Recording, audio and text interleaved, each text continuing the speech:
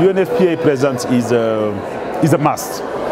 UNFPA being the world leader when it comes to issues related to gender, we have to come to Rwanda to congratulate the African Development Bank and the people of Rwanda for hosting this summit, this gender summit. But the other reason is the conversation around the demographic dividend. As you know, it's really the one thing that can change everything in Africa, and UNFPA have been at the forefront of supporting member states, move the demographic dividend agenda. And it's also about being close to member states, supporting them.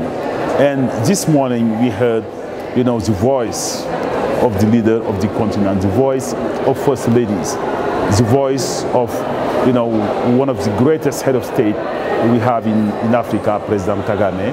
I think all in all, we are very happy to be here. We are very happy to support the gender agenda in Africa, because we believe that gender is one thing that can change everything in Africa and around the world. So very happy to be here. My expectation is this gender summit to build on the outcome of Nairobi, of the Nairobi summit, the Nairobi commitment. So it can be a major step forward for the acceleration of the change we want to see on the ground.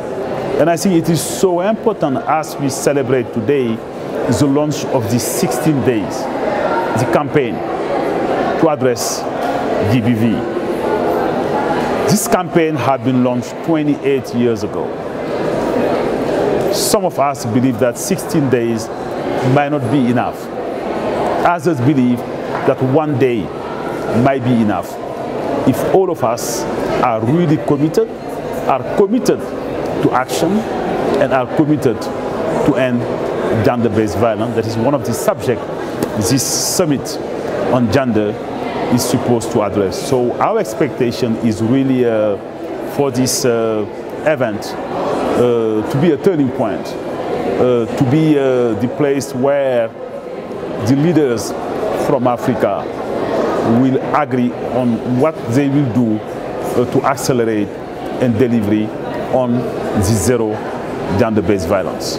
I think gender equality is something we need to achieve sooner than later, and I strongly believe that the life of women will change only after we men change how we look at women, how we look at our sisters, how we look at our mothers, how we look at our wives. But I think gender equality is more than a human rights issue.